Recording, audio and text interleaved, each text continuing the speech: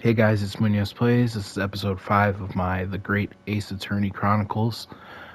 On the last episode, we met Josiah Brett, the English woman, and Inspector Hosonaga was interpreting for her. And then she finally started speaking actual Japanese. So everything's pointing to her, and now we have this package from Mikotoba's assistant. So we're going to see what that's about.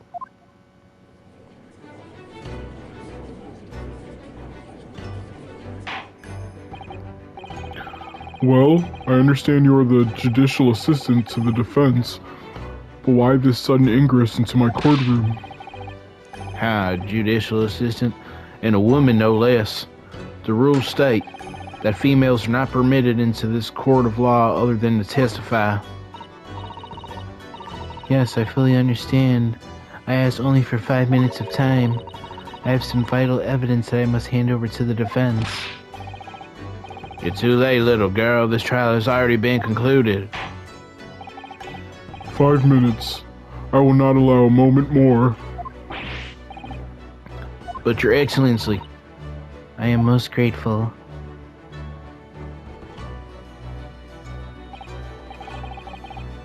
Who exactly are you? I'm sorry, there's no time. Please simply accept this for now. What is it, a report about something written in English? It's Josiah Brett's research. The Englishwoman's? After the trial resumed earlier, I hurried back to the university. I went to Dr. Wilson's laboratory in the medical faculty and borrowed his paper. Oh yes, that's right. Miss Brett was studying under the professor, wasn't she? So, what does this research, whatever it is, have something to do with this case? I'm afraid I don't know. I haven't been able to listen to the proceedings of the trial myself.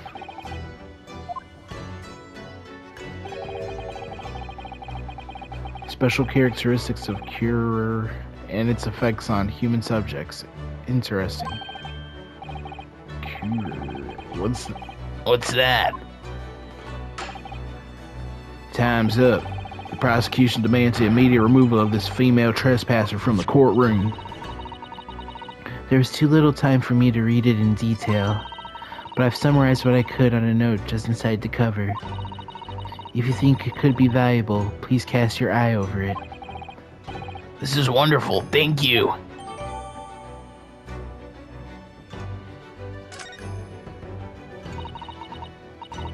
Goodbye then, and good luck.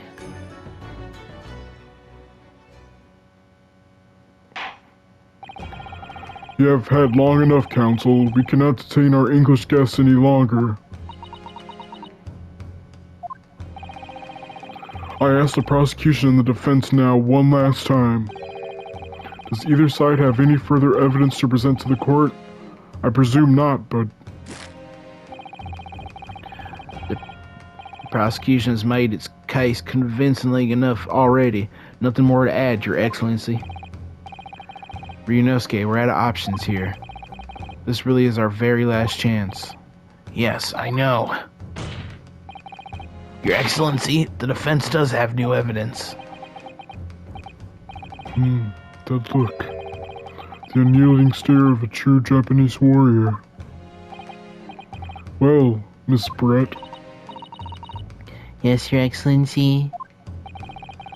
If you wouldn't mind, perhaps you could grace us with your presence a little longer. It's a delightful invitation, but I'm afraid it's not so very long until tea time. I have to politely decline. Forgive me, Miss Brett. It seems I wasn't clear. I realize it was phrased as a question, however. I must ask you to treat that as an order. I've said it many times before, but the Japanese language makes no sense. My apologies, dear lady. So, counsel...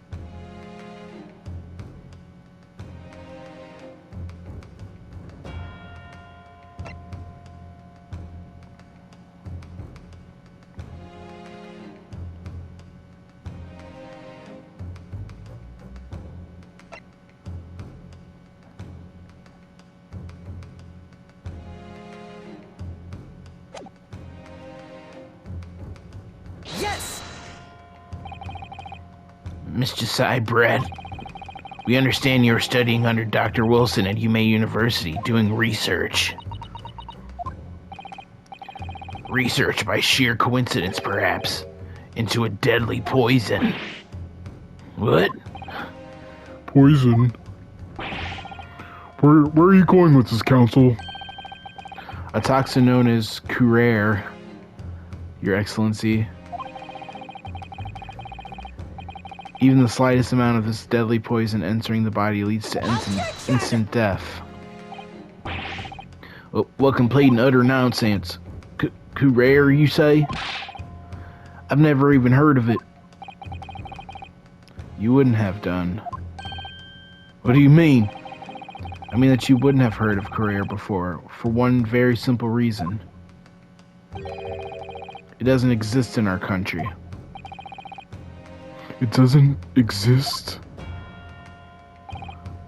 Correct. Which means, no matter what tests the police can do for toxins, they'd never identify curare. Why? Because there is no test available that can identify the presence of this highly deadly poison. What? Order. Counsel, does this deadly poison truly exist? According to this report authored by the visiting research student from England, curare has long been used by the tribespeople of South America as a poison to lace their arrows. It seems that it's reasonably well known among European doctors and scientists. To lace their arrows? The report states that it is produced from the extract of a tree that grows deep in the Amazonian jungle, and it was first brought back to Europe at the turn of the century by explorers. It claims that animals shot by arrows laced with curare suffered instant death.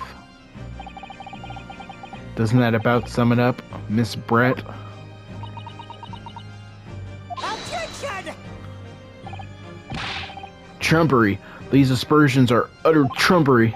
To start with, if the victim had been administered some of this so-called deadly poison, he would have been squirming and writhing in pain, and the other diners would have surely noticed. That's true. What do you say to that, Inspector?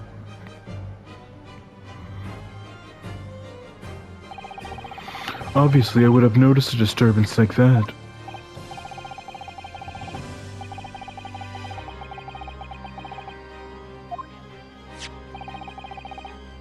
According to this, however, it's the other way around. What do you mean, the other way around?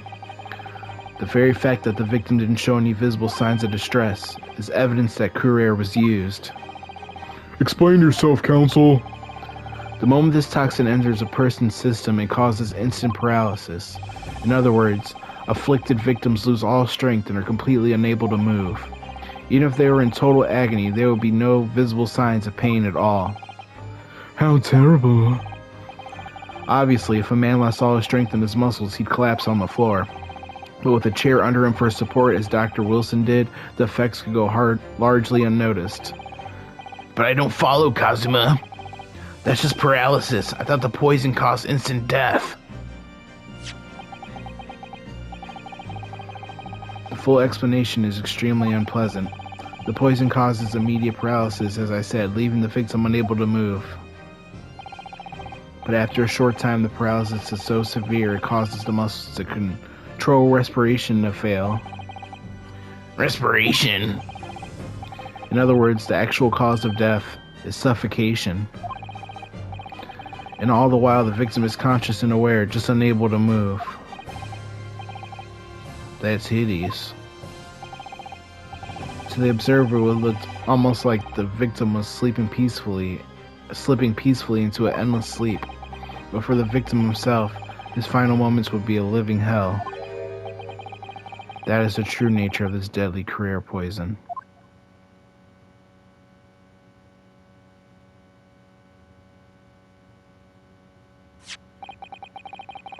And you're suggesting that this bottle, Counsel, actually contains this terrifying poison? Attention! This is all very convenient, isn't it? A hitherto unknown poison for which there is no means of test, and what a happy tale for the defense.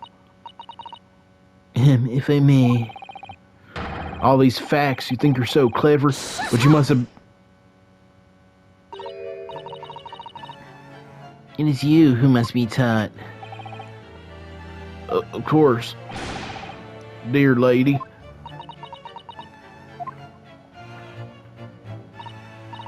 So, this is how you Japanese behave, is it?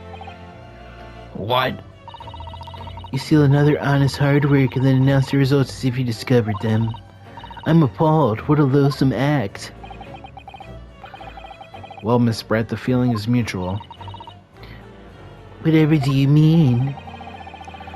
Capitalizing on the unfortunate circumstances of an innocent man to frame him for a heinous crime, that really is a loathsome act. Wouldn't you agree? Objection! Enough of this. I, for one, refuse to accept it. The idea of some poison that doesn't even exist in the great empire of Japan is breaking the rules. What's so funny?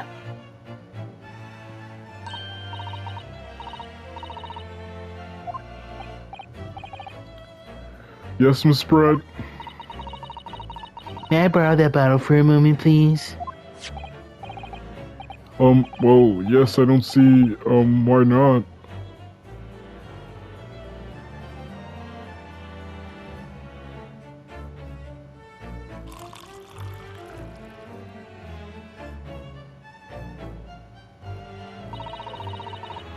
Don't get too big for your boots, you insignificant little island boys. Sorry? To an Englishwoman such as myself, this whole affair is a farcical comedy. Your little police games and these foolish little courtroom antics, it's laughable, really. But I'm getting bored of it all now. It's time for the games to end. Cheers.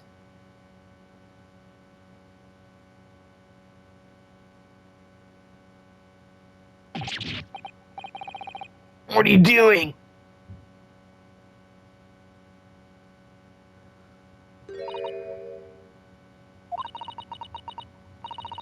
No sparkle left at all. How appropriate for this shabby affair.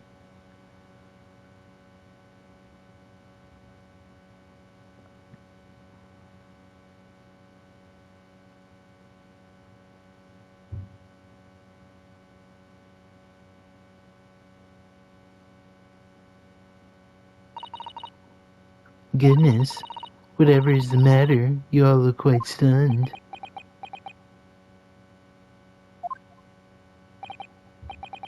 So, no career. The bottle was clean. Is that what you're saying? You look quite incredulous, little boy, but of course, that's the simple truth. Thank you for presenting the findings of my research so concisely here in this grand venue. Most kind. Thank you, waiter. Now then, Your Excellency. Yes, Miss Brett? I should like to be excused now, please. I think I've given more than enough of my time for the furtherance of friendship between our countries. Yes, dear lady. We are most gratified with all the assistance you have given. This doesn't make sense. There had to have been poison in that bottle. So how did she swallow a whole glass and live to tell the tale? I don't understand it. Well, I suppose, if nothing else, this little Far Eastern charade will make for interesting conversation at the next party I attend in London. There has to have been poison in that bottle. Doesn't there? There can't have been, because otherwise she would have keeled over dead. Come on, Ryunosuke. We have all the clues now. The bottle of water. Oh, shoot. I didn't even need to click that. The culprit did put career poison in the carbonated water. The defense refuses to change its position. You're serious? Objection! Fool, are you blind? There's no possible way that bottle could contain poison. I mean, we just saw Miss Brett drinking the water from it. That's right, which rather complicates your argument, I think. And I believe that complication can be explained. How exactly?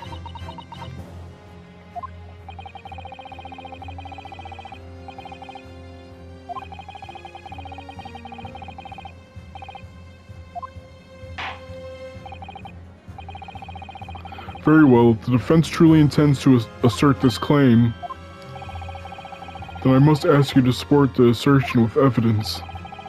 What explains how the witness was able to consume this supposedly poisoned water unscathed?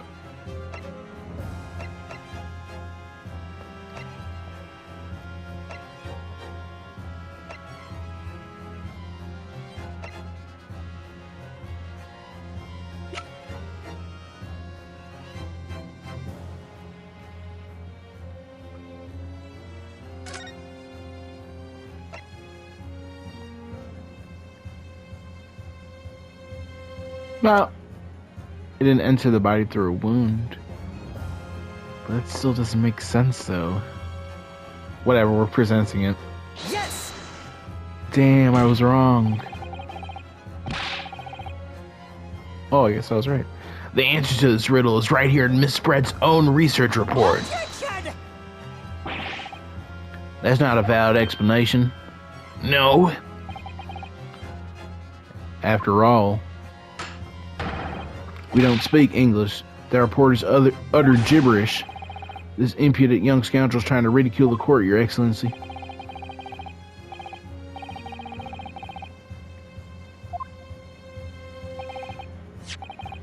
I concur. This report is too extensive to be considered in its entirety by the court. You will need to direct us to the pertinent section, counsel. Which section of the report reveals the alleged answer to this riddle?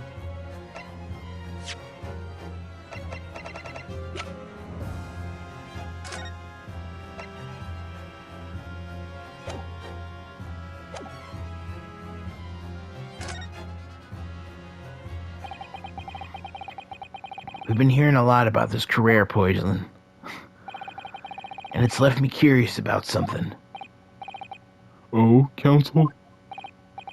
Well, it sounds as though indigenous hunters have been using this poison for years and years to lace the heads of their arrows that they shoot at whatever prey they're hunting. So we've been led to believe, yes. And the point of hunting is to catch prey to eat. Get to the point, please. But if they were to use these laced arrows, doesn't that mean there'll be traces of poison left in the prey the hunters are going to eat? Yes, good point. So surely the hunters wouldn't want to eat their prey, would they? Because then they'd be eating poison. Good gracious, counsel, no, that would be madness. But I actually found the answer to that conundrum in this research paper here. Under special characteristics, it says this. The poison starts to work after entering the body through a wound. Through a wound, you say? I see, that makes sense. Yes, the mention of that particular detail seemed a little strange to me, though. But it all makes sense when you interpret what's written like this.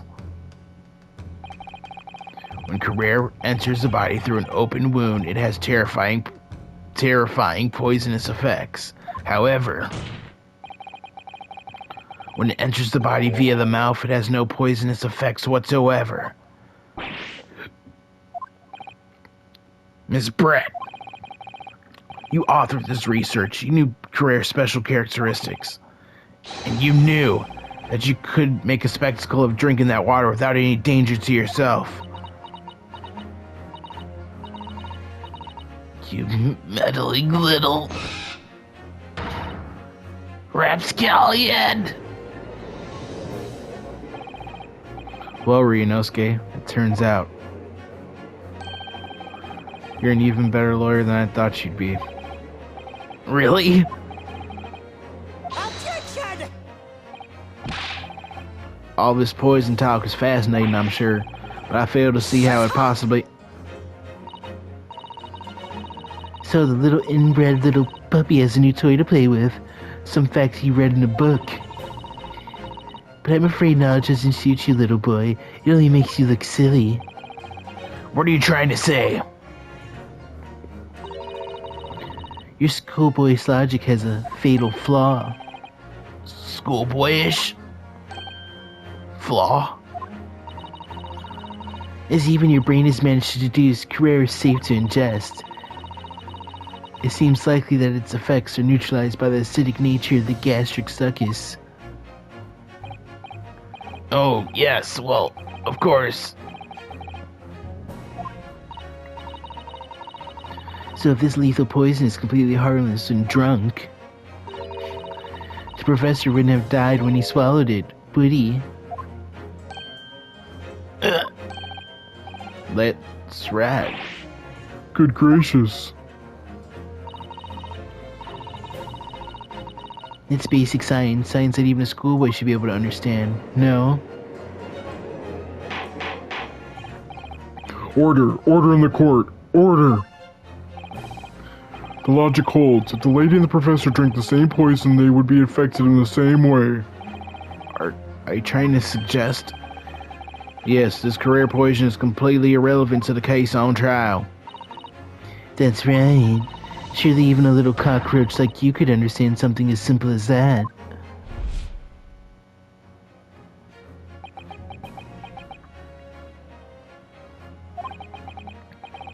What is this welling up inside me? I've never felt like this before. It's a sort of conviction to break down all the discrepancies. It's so intense, almost rage-like. And more than anything else, it's an animalistic desire to take down my prey. Objection!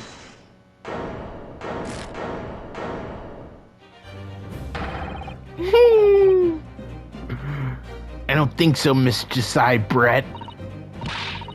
How dare you use that tone with me?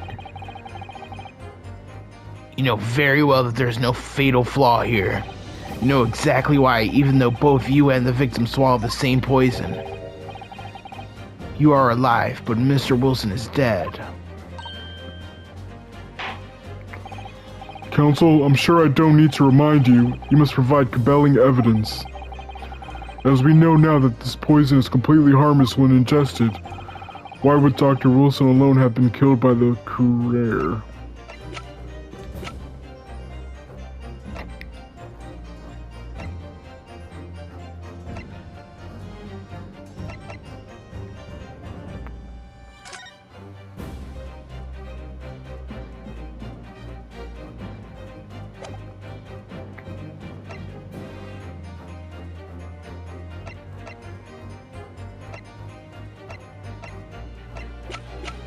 Alright, I'm going for it, because this shows he has a wound, so... 2, 3... Take that! Damn. I'm sorry, Counsel, but the slipshod manner in which you've tossed the evidence before the court does not inspire confidence. Huh? Listen, Ryunosuke, there's no need to overthink this. We know that the career's toxic effects only come into play when the poison enters the body via a wound. Right, so that can only mean that when Dr. Wilson drank his glass of water, he must have had a wound somewhere that let the poison in. Exactly. Oh!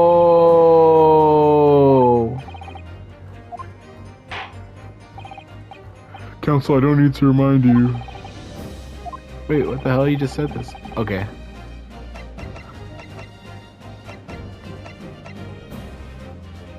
Take that! As Miss Brett so readily pointed out, she drank the same water as the professor. However, there is a fundamental and fatal difference between the two diners. A fatal difference?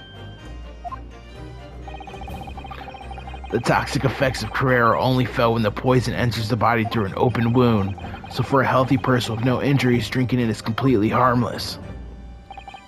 But what if there was a wound inside the mouth of the person drinking the poison water? Inside? Yes, like the wound you might have if you had just been to the dentist and had a tooth extracted, for example. Miss Brett, you've acknowledged many times in your testimony already that you were well aware of Dr. Wilson's dental appointment that day. So that's it. You use that knowledge to orchestrate this.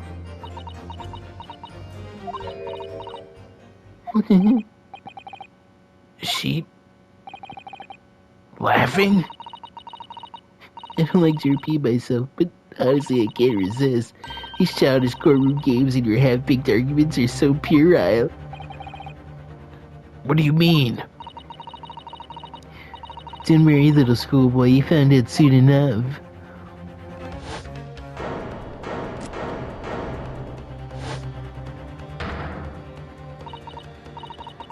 You see, when you leave vital evidence lying around, you never know what might happen to it.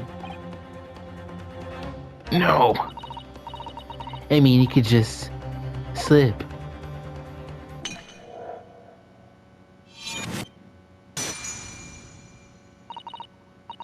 Oh dear, how careless of me. I'm afraid some crucial evidence may have just been tragically destroyed. No. What is it? What just happened? It's English woman. She just smashed a bottle. And then the Supreme Court? Officer, what are you waiting for?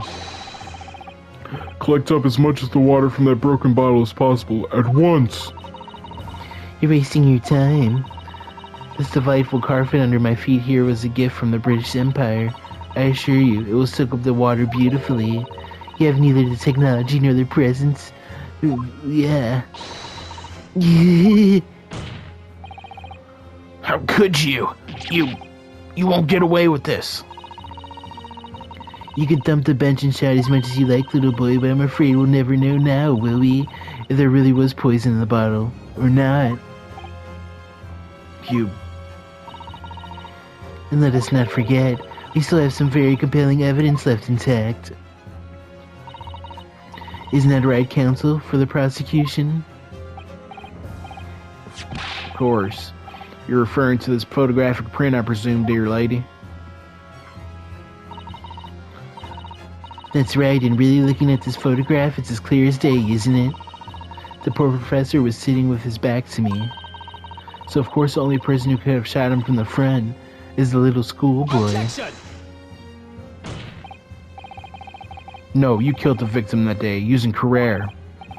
And then in order to frame Ryunosuke Naruhodo for the crime, you waited until he picked up the pistol you'd arranged for him to find on the floor, before you shot the professor's dead body in the chest with your own hidden gun. Then in the confusion that followed, all you had to do was turn the dead professor and his chair around. You see, you had every opportunity to commit this crime. What a wonderful imagination you have, young man. A hidden gun, you say? And I shot the professor's dead body, did I? Well, I'm terribly sorry, but you don't have a shred of evidence. Exactly. And as you have nothing to support your wild claims, the prosecution stance remains unchanged. The victim, Dr. John H. Wilson, was killed by a gunshot to the chest.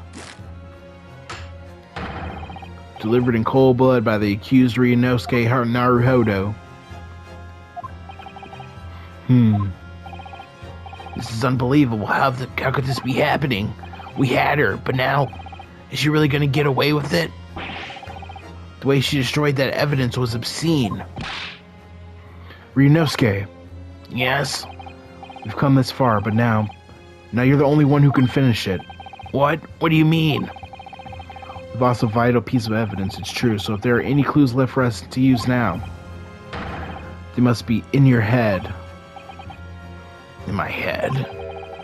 You told me before that your powers of observation were the one thing that you could really depend upon. Well, yes, that's true, but...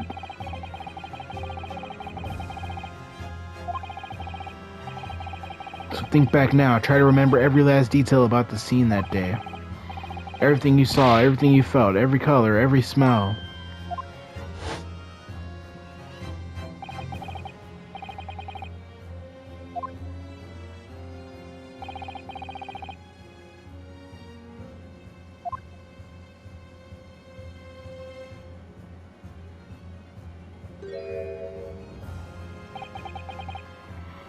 Is Cosmo right? Somewhere in the vibrant memory of the same scene in my head? Could there be another clue to expose the identity of Dr. Wilson's killer?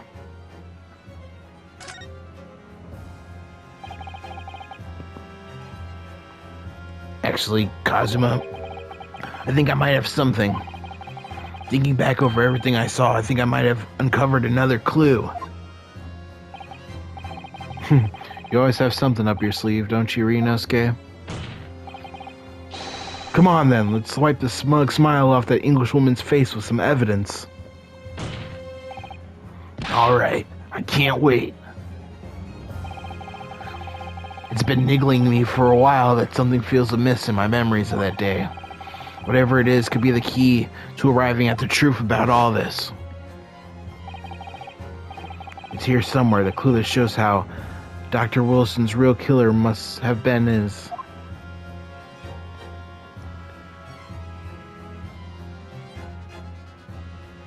Take that! Inspector Hosonaga, answer me this. Yes? What is it?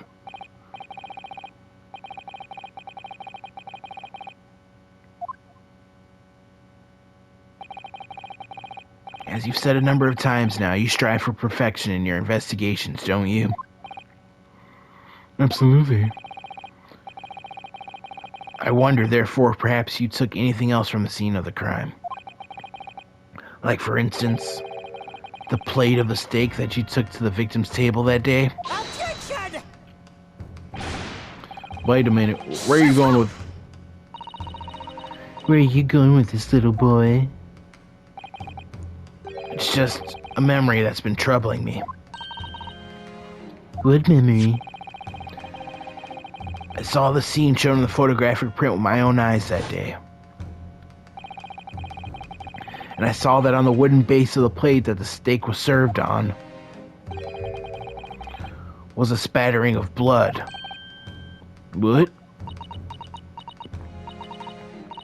Oh, really? And what of it? Obviously, that must have happened when you shot the professor. No, that can't be the case. Take a good look at the photograph and the relative position of everything there.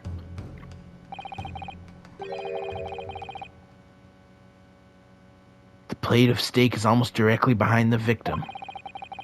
If I'm supposed to have shot Dr. Wilson in the chest from the front, there's no way that the blood from the victim could have ended up directly behind him. Yes. For blood to have made it onto the plate, it implies the plate was between the victim and the shooter. Which means the shooter must have been sitting opposite the professor as you were. Josiah Brett. Attention! This is beyond ridiculous. Is the court seriously expected to believe something the accused has apparently just remembered saying?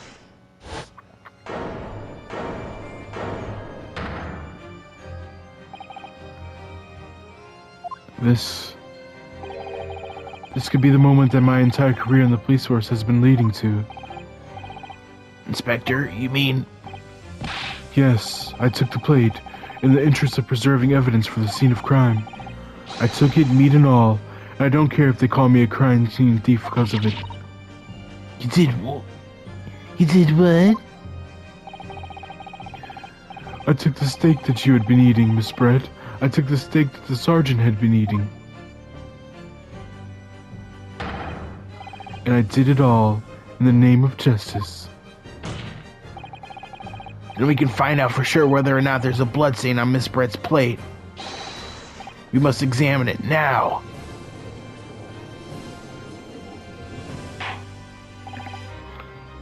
Inspector, the court wishes to examine the plate from the victim's table immediately.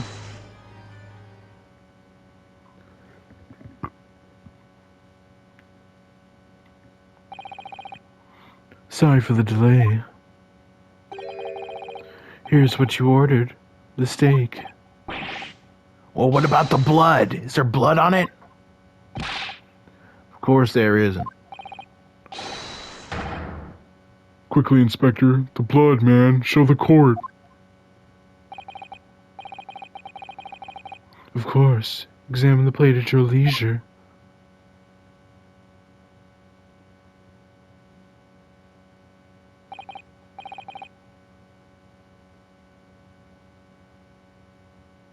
No, no blood. No blood anywhere. But no, that's impossible. I know I saw it. I'm sure of it.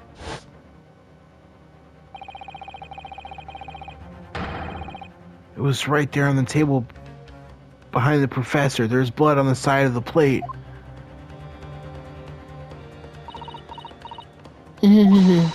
What an unbecoming expression, little boy.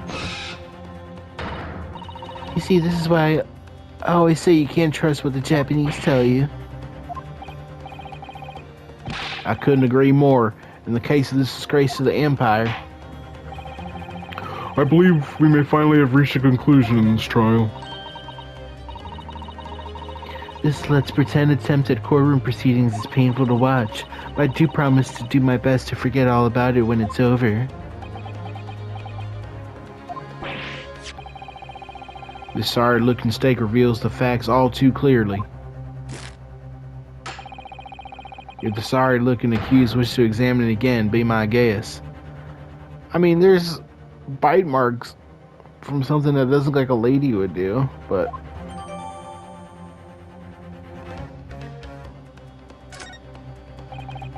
the markings on it are fucking... Was the plate I saw, or thought I saw, just a figment of my imagination? This is it now. I've lost. Ryunosuke, it's not over yet. Not until the final gavel. Never stop believing in yourself. Keep looking forward, no matter what. Believe in myself, really? Maybe I should at least examine the evidence for myself. As the evidence requested by the defense has not been shown to be problematic in any way, I presume any further examination of evidence in this trial will be unnecessary. Does the defense have any objection? That bloodstain was going to clinch the trial for me. Can this plate of steak reveal any other clues at all?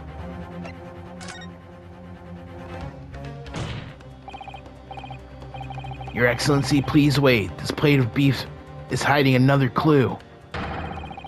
Another clue that will reveal the shocking truth. Attention! The only thing that's shocking here is your unhealthy fascination with beefsteak. Your Excellency, I think I've made myself clear, haven't I? I will not be able to turn a blind eye to any more unnecessary procrastination in this trial. I'm sorry, Miss Brett, but we must ensure a thorough examination of the evidence. I will not give a ruling until I'm completely satisfied that all reasonable doubt has been dispelled. I see. As a newly affirmed ally of my country, that's still your position, is it? Thank you, Your Excellency. Counsel for the defense, you will now clearly show the court to what you are alluding. Where precisely on this plate of beefsteak is a new clue to be found? Got it! What? No, counsel, I'm afraid that won't do. That was ambiguous at best. When you're asked to identify a detail like this, you must do so.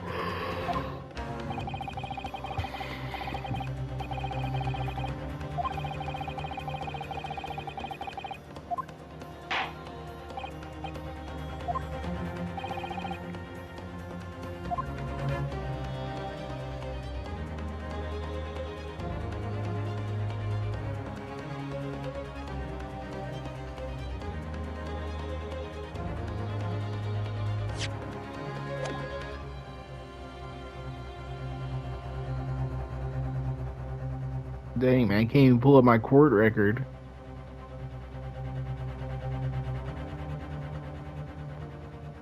Got it! This? Damn.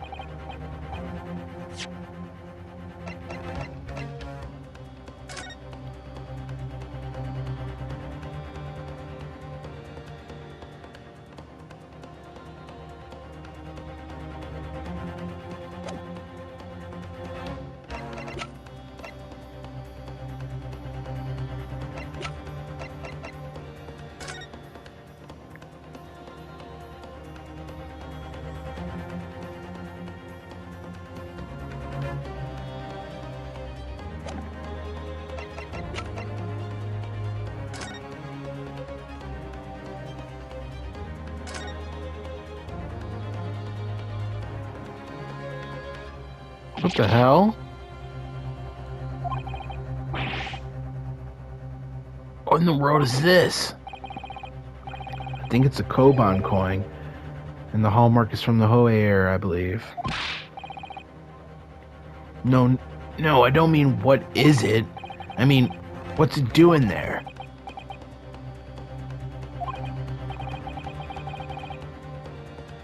Wait, did you say it was a Hoei Kaban? And yes, and apart from the meat juice, it looks to be in good condition. I imagine it's very valuable.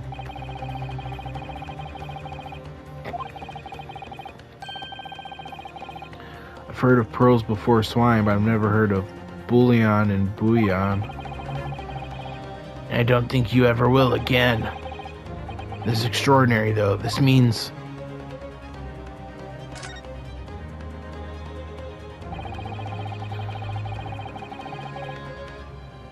I certainly never expected to find a precious coin underneath this thick cut of meat. And it's from the Hoei era, too. That would make it really quite valuable. It's well marinated in the juices as well. Look. What, are you thinking of eating it? No, but the next time I order a steak in an expensive restaurant, one thing's for sure. My heart's gonna be racing as I lift up the meat and peer under for a prize. I think you might have the wrong end of the stick about this, Ryunosuke.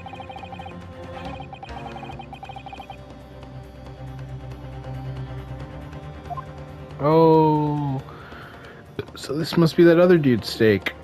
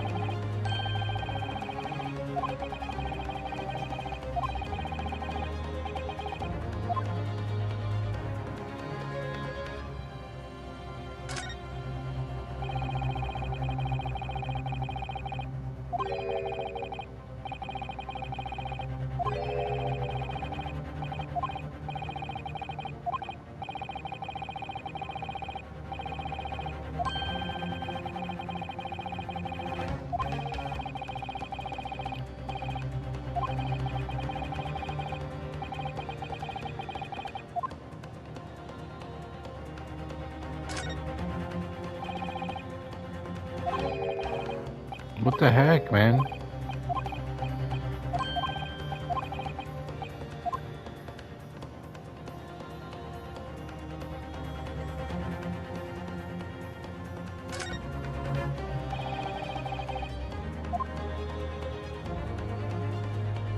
I already clicked it. What else I gotta do?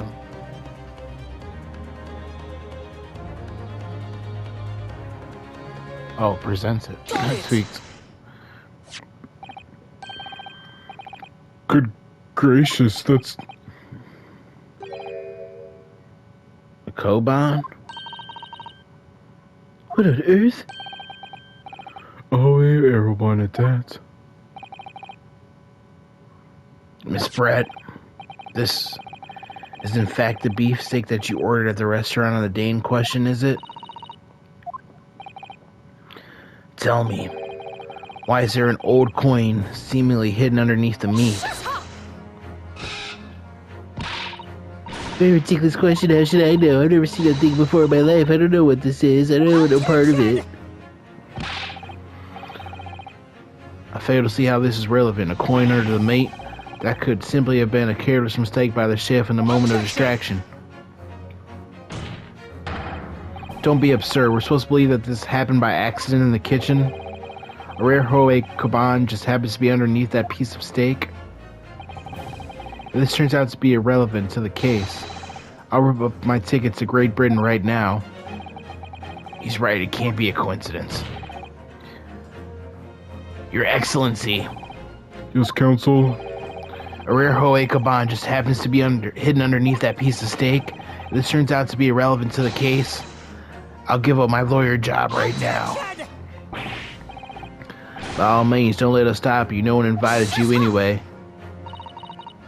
Perhaps, little boy, you should realize that it is you who is irrelevant.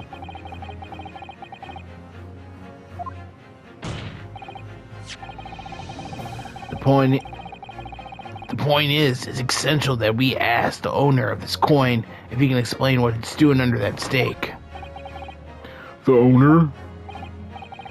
Yes, it's obvious. There's only one person it could belong to.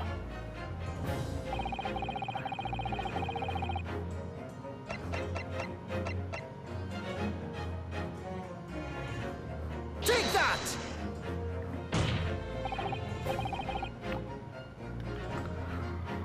Obviously, it can only be the antiques dealer and the owner of Rasute, Curio Korakuda-san.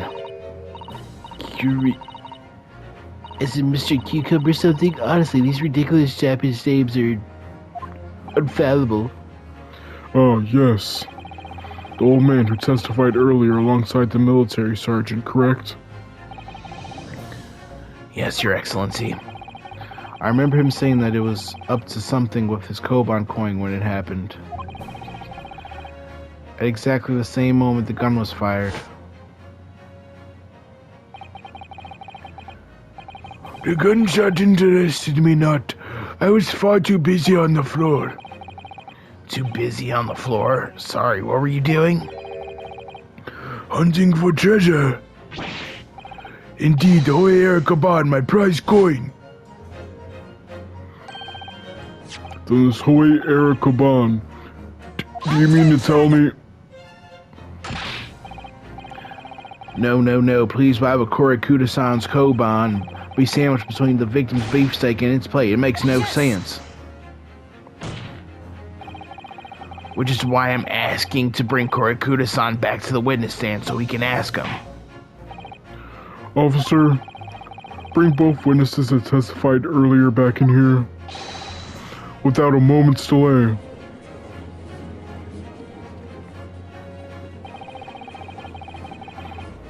I can't believe we come back around to that pair again. But I have a hunch, a strong hunch, that if we chase down the real significance of this Koban, we'll find that it's a key element to this case.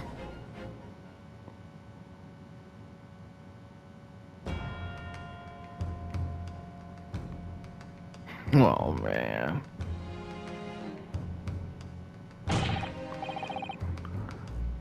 What is all this about? I have been called up again. Don't you realize that it's dinner time for little baby Ido? When my son's belly is empty, he's faster than a pack of wolves. Exploited by the police, we were like miserable dogs, forced to bear false witness. And when cast from this courtroom myself, I became a ruined man in a trice, a worthless withered antique. Nothing more have I to say. The sun has set on this Rasute shop owner's existence. Be that it may, Korakuda-san, something has come to light that requires your clarification. As far as your Rasute memory serves... That's the one, that very one. The respondent spenderiferous OA treasure that my rusty bones managed to misplace. It can't be. As I thought. Young man, enlighten this decrepit old fool. Put me out of my misery. Where is my treasure? Where was it dropped? Oh, I'm not sure if it was dropped anywhere. We found your coin sandwiched between a beefsteak and its plate, soaking in the seasoned meat's juices. Sandwiched? Soaking? Seriously?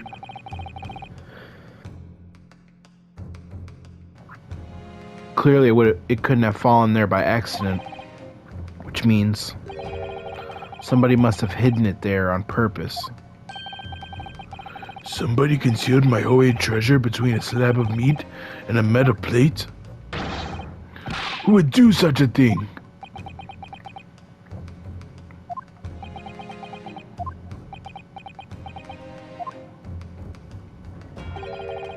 Excuse me.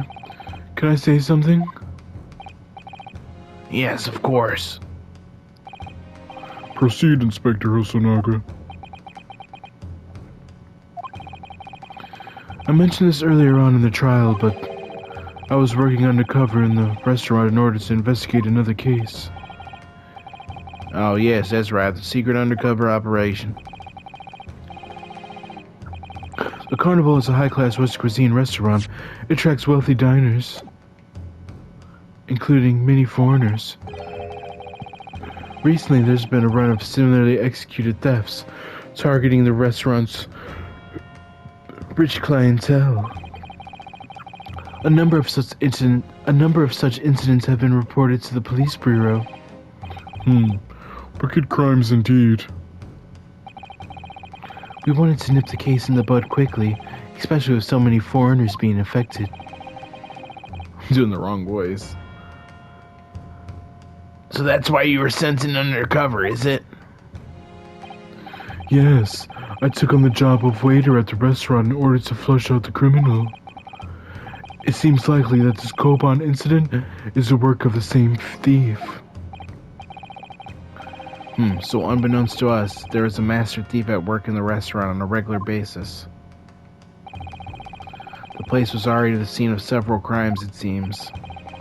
I don't know about the master thief part, but the identity of the person who stole and hid Korikuda-san's Koban is all too clear. What? What? I think the courtroom would like to hear the defense's view on this matter. Tell us, who is the despicable scoundrel that stole it?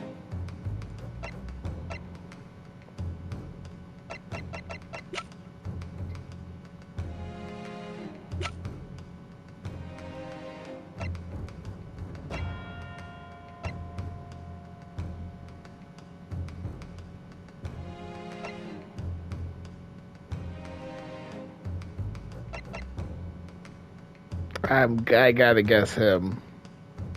Take that! Obviously, it can only be you. Sergeant Iesa Nosa. What? How? How dare you, you monster! Monster. I stole that Koban, did I? I'm the master thief of La Carnival, am I? You're seriously accusing me of these crimes, cadet? But it wasn't me. It was Ido. Ido was the mastermind behind all this.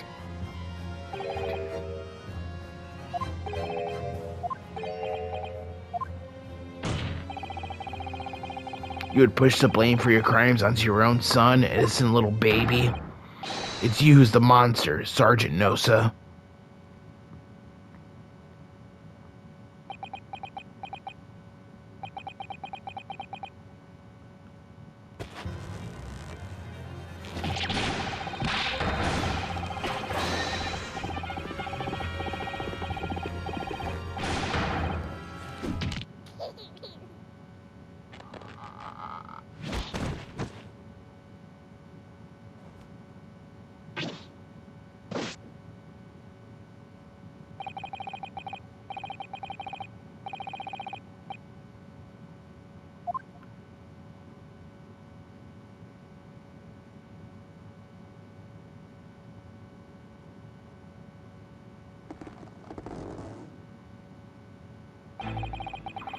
Do any of you know of the extraordinarily low wages the Nippon Imperial Army pays those? I understand that the temporary increase in taxation owing to the recently ended conflicts remains in place, and I have heard it's hard for lower-ranking soldiers to make a living, yes. All I want is to put a hot meal on the table for my son. That's why you were stealing things at the restaurant? The place is heaving with money. Every 3 days I'd go there and do reconnaissance for a target. And I'd enjoy chomping my way through a good steak at the same time. It sounds like he doesn't bother with a knife and fork, even, which is worryingly believable. And your target that day was the old man in his koban? Yes, sir. He was an easy mark. I slipped a coin into my pocket without any trouble. A variable phantom thief you are. I was all set to leave the steak I was halfway through devouring when it happened.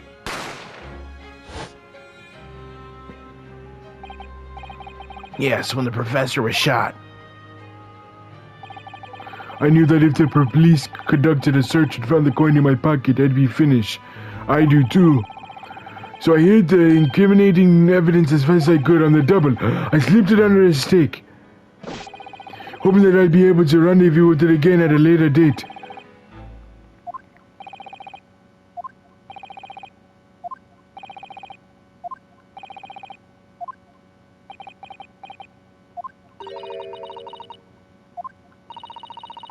Perhaps you can carry on with this absurd prattling in your own time? Well, Miss Brett. Of course, dear lady, of course. How rude of us. I'm sure quite there's no need to detain you any longer at all. May the esteemed gentlewoman please to be excused, Your Excellency. Indeed. The theft of the koban was clearly perpetrated by this baby-saddled sergeant. It would certainly appear to be unrelated to Dr. Wilson's murder. Of course it is. Hiding a coin under a lump of meat. The sheer nonsense of such an idea astounds me. Nonsense, is it? Well, oof. And as for picking up your steak and biting it without using a knife or fork, it's beyond nonsense. It's pure madness. Very well. Now that all questions concerning this witness testimony have been answered, I see no further justification for detaining her. Miss Brett, you are free to leave. Thank you, Your Excellency. Good luck, everyone. And good day.